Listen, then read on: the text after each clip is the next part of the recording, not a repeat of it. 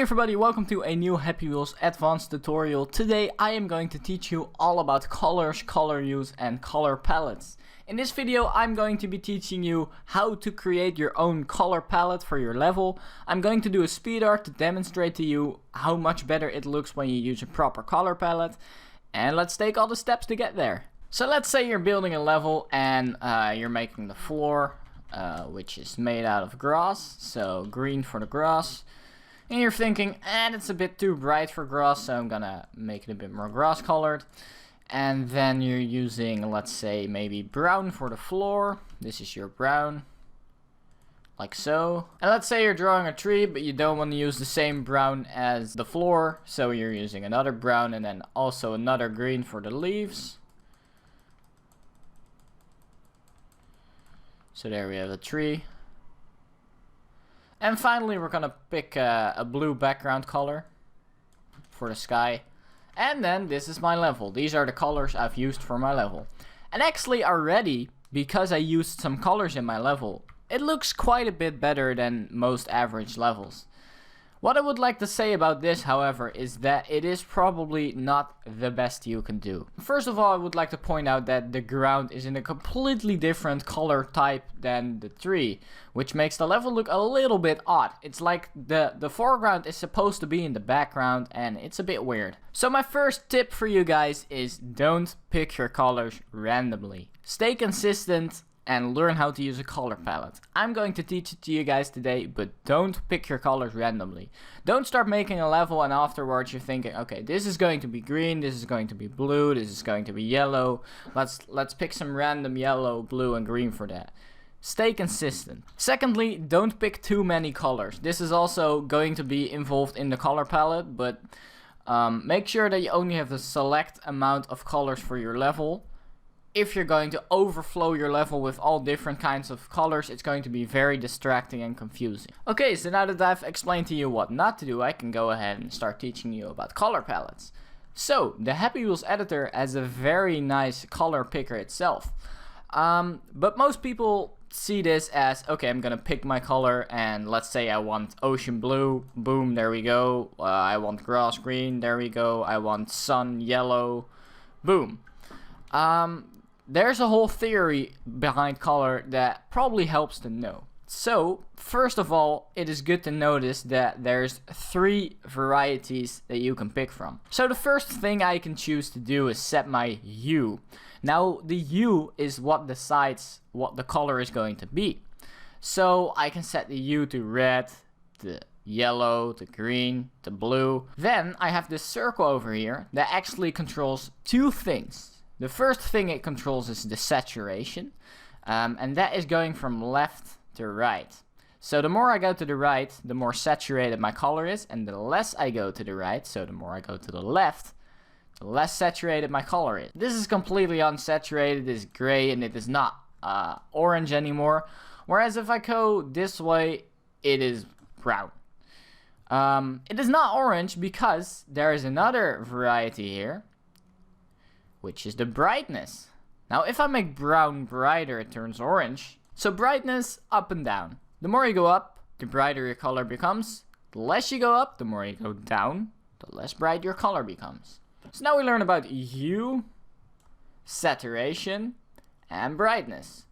So what are we going to do with these 3 things to make a color palette? Pick a brightness.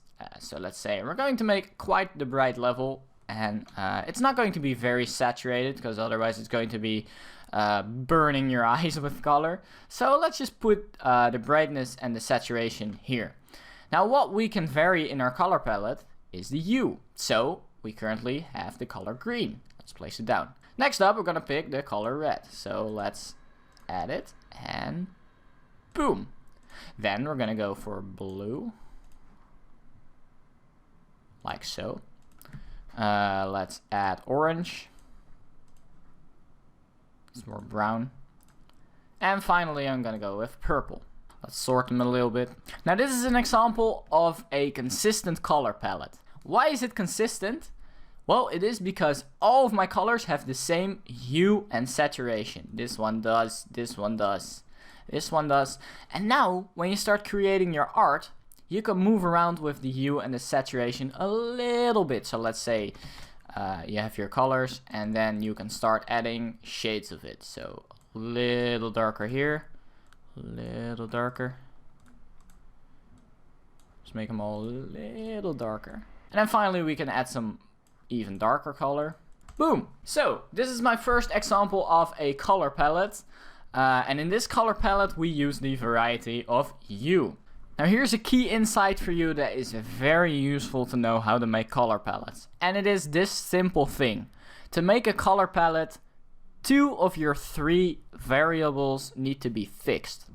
That's all. So let's say you're making a color palette and you want to move around the hue, then the saturation and the brightness need to be fixed. So for your color palette you can no longer move around this as you decide to move this. You can however say, okay, I'm going to fix the position of the hue, and instead of messing around with the hue, I'm going to control the brightness. Now what I would like to suggest for creating a color palette is that you actually fix your brightness and saturation and move around the hue. The reason I would recommend this is because if you start moving around with the hue, you can actually select various colors for your level. Let's say for instance you don't move around with the hue and you start messing with the brightness. This is the range of colors you can pick from.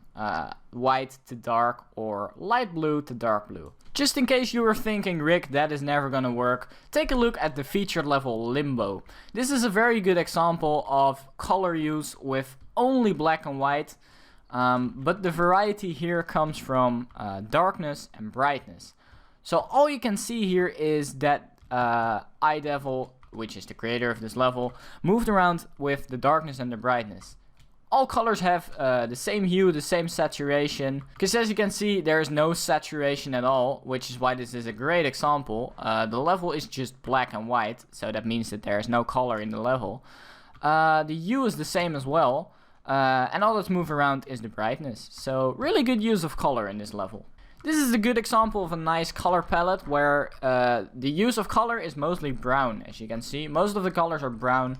There's a brown shade of red over there on the bridge. It's a pretty brown train. And everything is basically pretty brown. This is a good use of a color palette because the colors are consistent. So everything in the level looks like it fits in. So as I said, you want to fix 2 of the 3 things you can move around. You can move around left to right, up to down, and left to right here. Now if you want to make a limbo style level, of course you want to move around only up and down. But we're going to fix up and down because that's not what we're looking for today. Today we're going to move left to right with the hue. So let's start out by deciding how bright we want our level. And I think it's fair to say that we have to pick kind of a bright level, because I'm feeling good today. I think brightness affects the general feeling of your level. If you're making a kind of depressed level, let's say a level about a dark cave, I would recommend making darker colors. Obviously because the cave is dark to begin with, but also because it gives a creepy feeling to the level. If you're making a happier level, just go with bright colors. If you're not sure, move it to the middle, you'll be good to go. Depending on how excited you want your level to look, you can pick saturated colors. They look very vivid, but they can look a bit unrealistic if you overdo it. So I would recommend going around the middle with this one, and we're gonna pick a bright color. We're not going to move the circle around anymore, at least for now, until we're done picking the colors. Now you can go ahead and start adding the colors. So I'm going to add them in order of bright to dark. Clicking on the plus sign every time. And as soon as you get the hang of it and you know what to do, I suggest you can just leave out placing down the physical blocks.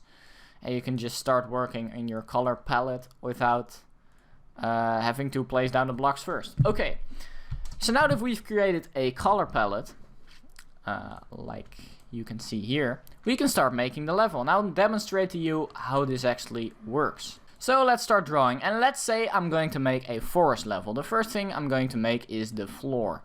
So let's just start drawing a nice little floor.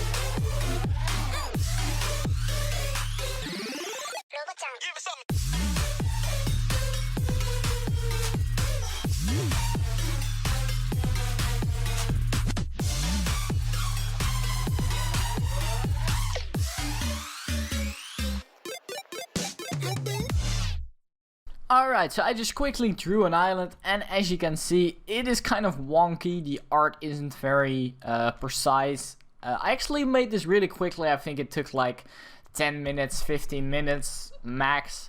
As you can see, the fish look pretty basic. The grass is really wobbly, and the art on the trees, it's very curvy and it looks quickly drawn. However, if you zoom out a little bit, and especially if you pay attention to the color use, this looks really good, I think. I hope I can say that about my own art, but I think it looks pretty good, and the main reason for that is the color palette. We stayed very consistent with the colors. As you can see, I barely even used purple. I only used it for the fish.